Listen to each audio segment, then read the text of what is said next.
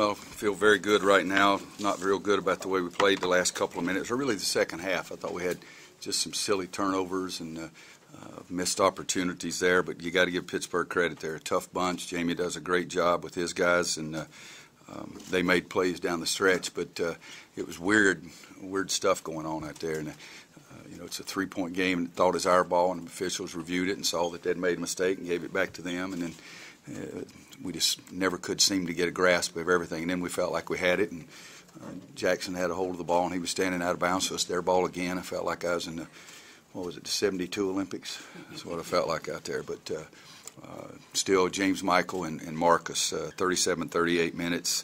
I hate that part, but my gosh, James Michael 24 and 12, and Marcus 5 for 6 from three-point line.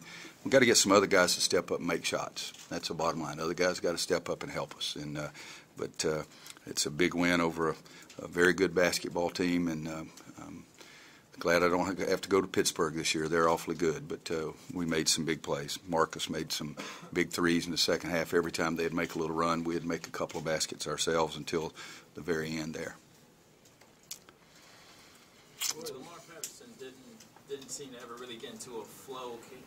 Can you elaborate on what kind of a job Tokoto did on him primarily? Well, Lamar's really a big-time player. The first thing is it helped that he got 2 fouls in the first half and sat out all that time. And I think that was the biggest part of it. But JP did a nice job. And then when JP was out, the first half Isaiah did a pretty good job on him. In the second half, Leslie ended up guarding him more. But he's one of the most complete players I think there is in college basketball. And he carries them on their shoulders. But those other guys were pretty doggone good as well. We're talking about other guys stepping up. Bryce had some big baskets again today, and I believe he was in double figures. Do you see him now kind of emerging a little more offensively? Yeah, but he's still, the whole run started when he didn't front the low post, and then they threw it in there to him, and he got it and turned around and laid it up, and they went in. He complicated things by fouling him. And so you got to be able to play on both ends of the court, but Bryce is getting better. Those 5 block shots, 4 blocks, whatever it was, 5, those were huge. In fact, I thought it might have been the key play of the game, and if we'd have come up with the ball instead, they called a foul on James Michael. We not only didn't come up with the ball after he blocked the shot, they called a foul and put him on the free throw line. But that could have been the biggest play of the game.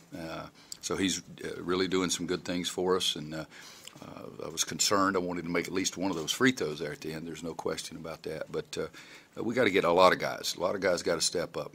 On the other end, between Patterson and Bryce's improvement, and do you think your team gets the credit for being as good defensively as it can be at times?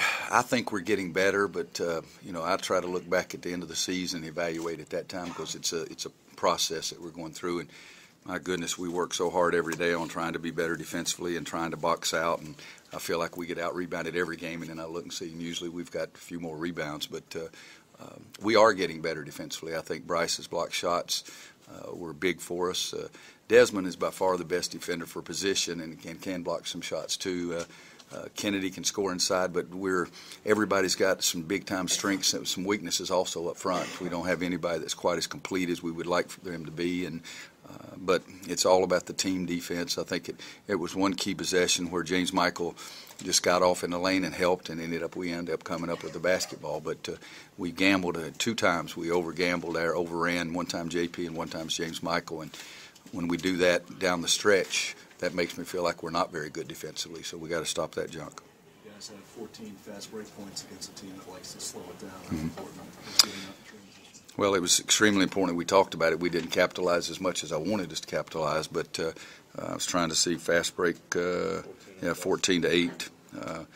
Offensive rebounds, 12-11. Points off turnovers, they got more because of our silly turnovers there at the end. JP's turnovers, Marcus's turnovers, James Michael, those are just silly turnovers. But we like to get out and run. There's no question, and we're running about 20% of it as hard as I'd like for us to run. Is McAdoo finally playing with the consistency level throughout the entire game that you hoped for? Again, it's a work in progress. Every day he tries to get better. He's much more under control. He got one ball on the break. We went flying down on the right side, right, and he had no prayer of making that shot. You got to get under control. And I was praying like crazy. Okay, I'm good with a quick prayer, but he is getting so much more under control. But to me, the best thing is not only 24 points, but 12 rebounds, 7 of them on the offensive end, and only 1 turnover. You talk about work in progress and this, that, and a lot of different things. Is this team as much of a work in progress at this point in the season as you can remember? Oh, man. You know, I understand the question. It's a good question. But, you know, I said in the preseason I thought our team would get better and better as the season went along. We had a lot of adversity and some things that we didn't expect going to happen happened. And so they had to regroup a little bit. But I'm telling you, I mean, we went hard yesterday in practice. We went hard Thursday in practice. We're going to go hard tomorrow in practice. We're just going to go shorter. But the kids really are trying to get better, and they're buying into the whole thing about the sense of urgency, excuse me. And I think that really helps us. There was one loose ball, and we had Bryce dove for the ball, and he didn't trip. He really actually dove for it, and you know, I think it ended up that we ended up getting possession, or maybe it was a jump and it was our possession or something. But they're buying in, and we got to do it even a little bit more every day.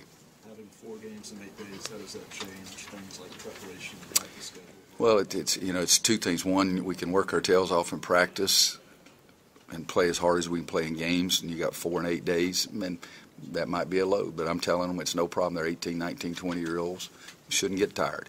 And then the other thing is what I'm going to do is cut back practices a little bit and try to give them their legs back there. But, you know, it's what it is. It's the schedule that we have to play, and we'll show up. And we're sure as the Dickens not going to worry about it, nor we're going to make any excuses for it.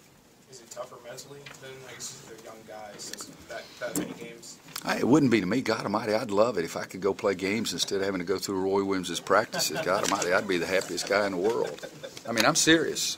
You know, they're tired. But my God, 18, 19, I could go play 4 games right now. It'd be a very slow pace. But no, I think that's something that we're not going to use that. We got to prepare, and we got to give them some extra time and put them in a hot tub, cold tub, drown them, or whatever we had to do. Thank you. We'll get Thanks, Coach Dixon in. He's finishing up with radio.